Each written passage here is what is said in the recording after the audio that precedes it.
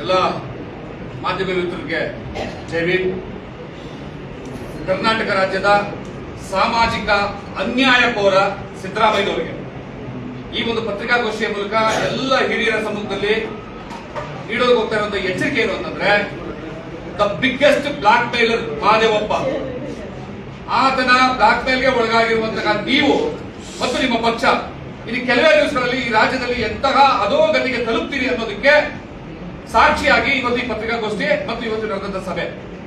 ಮೊದಲನೇದಾಗಿ ನಾವು ನಿರ್ಣಯ ಮಾಡಿದೀವಿ, ಒಂದು ದಾವಣಗೆರೆ ಮತ್ತು ಬಾಗಲಕೋಟೆ ಏನು ಉಪಚುನಾವಣೆ ಇದೆ ಅಲ್ಲಿ ನೀವು ಮತ್ತು ನಿಮ್ಮ ಪಕ್ಷ ಸರ್ವನಾಶ ಆಗ್ತೀರಿ, ಇದು ಸತಸಿದ್ಧ.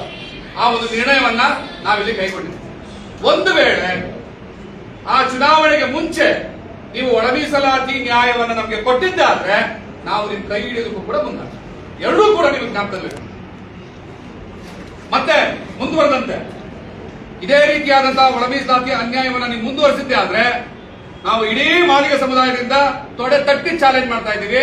ಮುಂದಿನ ಚುನಾವಣೆಯಲ್ಲಿ ಈ ಒಳ ಮೀಸಲಾತಿಯ ಅನ್ಯಾಯದಲ್ಲಿ ಬಹಳ ದೊಡ್ಡ ಬ್ಲಾಕ್ ಮೇಲರ್ಗಳಾಗಿರುವಂತಹ ಎಚ್ ಸಿ ಮಹದೇವಪ್ಪ, ಪರಮೇಶ್ವರ್, ಖರ್ಗೆ ಇವರು ಅದು ಹೆಂಗೆ ತಮ್ಮ ಕ್ಷೇತ್ರಗಳಲ್ಲಿ ಗೆಲ್ತಾರೋ ಗೆದ್ದೇ ಬಿಡ್ಲಿ ನೋಡಬೇಡ ಅನ್ನುವಂತ ಒಂದು ಸವಾಲನ್ನು ಕೂಡ ನಾವು ಈ ಪರಿಸ್ಥಿತಿಯಲ್ಲಿ ನಿಮಗೆ ಕೊಡಲಿಕ್ಕೆ ಇಷ್ಟಪಡ್ತಾ ಇದ್ದೀವಿ. ಇದಾಗಬಾರ್ದು ಅನ್ನೋದಾದ್ರೆ ಮೊನ್ನೆ ಏನು 27ನೇ ತಾರೀಕು 2ನೇ ತಿಂಗಳು 26ನೇ ಇಸ್ವಿನಲ್ಲಿ DPR ನಿಂದ ಒಂದು ನೋಟಿಫಿಕೇಶನ್ ಹೊರಡಿಸಿದಿರಿ, ಅದನ್ನ ಸಂಪೂರ್ಣವಾಗಿ ಯಾವುದೇ ಷರತ್ತುಗಳಿಲ್ಲದೆ ಕೂಡಲೇ ಅದನ್ನ ವಾಪಸ್ ತಗೋಬೇಕು. ಅದನ್ನ ವಾಪಸ್ ತಗೊಳ್ಳದೆ ಹೋದ್ರೆ ನಿಮ್ಮ ಪಕ್ಷದ ನಿಮ್ಮ ರಾಜಕಾರಣದ ಮರಣ ಶಾಸನವನ್ನ ನಾವು ನಿಮಗೆ ವಾಪಸ್ ಕೊಡ್ತಾ ಇದ್ದೀವಿ ಅನ್ನುವಂಥದ್ದು ಎಚ್ಚರಿಕೆಯನ್ನ ಈ ಪತ್ರಿಕಾಗೋಷ್ಠಿ ಮೂಲಕ ನಾವು ಕೊಡ್ತಾ ಇದ್ದೀವಿ.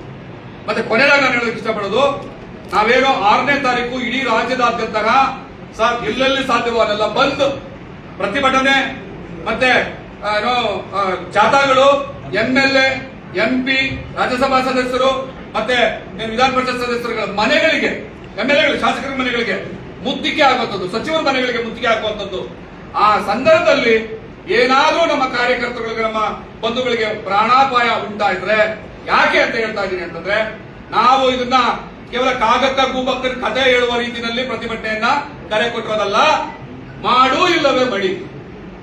ಇದು ನಿನ್ನ ಸಮುದಾಯದ ಕೊನೆಯ ಅಸ್ತಿತ್ವ. ಈ ಪ್ರಶ್ನೆಗೋಸ್ಕರ ನೀವು ಮಾಡು ಇಲ್ಲವೇ ಬಡಿ ಅನ್ನುವಂತಹ ಒಂದು ಬಹಳ ಕಠಿಣ ನಿರ್ಧಾರದ ಪ್ರತಿಭಟನೆಗೆ ಕರೆ ಕೊಟ್ಟಿದ್ದೀವಿ. ಅವ್ರು ಏನೇ ನಿರ್ಧಾರ ತಗೊಂಡ್ರು ಕೂಡ ಆ ಹೋರಾಟದ ನಿರ್ಧಾರದಲ್ಲಿ ನಾವಿರ್ತೀವಿ.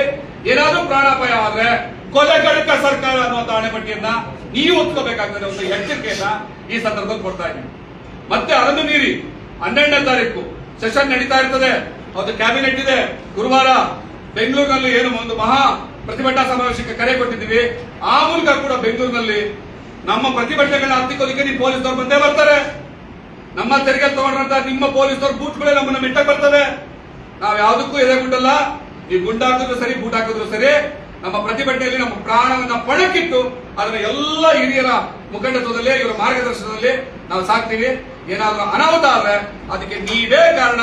ಕೊಲೆಗಡಕ ಸರ್ಕಾರವನ್ನು ಅಣೆಪಟ್ಟಿ ಒತ್ಕೊತೀರಿ, ಬ್ಲಾಕ್ ಮೇಲರ್ಗಳ ತಂತ್ರಕ್ಕೆ ಈಡಾಗಿರೋದ್ರಿಂದ ಈ ಒಂದು ಮಾದಿಗ ಸಮುದಾಯದ ಮಕ್ಕಳ ಶಾಪ ನಿಮ್ಮನ್ನು ಸುಡುತ್ತೆ ಅನ್ನುವಂತ ಎಚ್ಚರಿಕೆಯನ್ನ ಇವತ್ತು ಕೊಡೋದಕ್ಕೆ ಇಷ್ಟಪಡ್ತಾರೆ. ಜೈ ಮಾದಿಗ.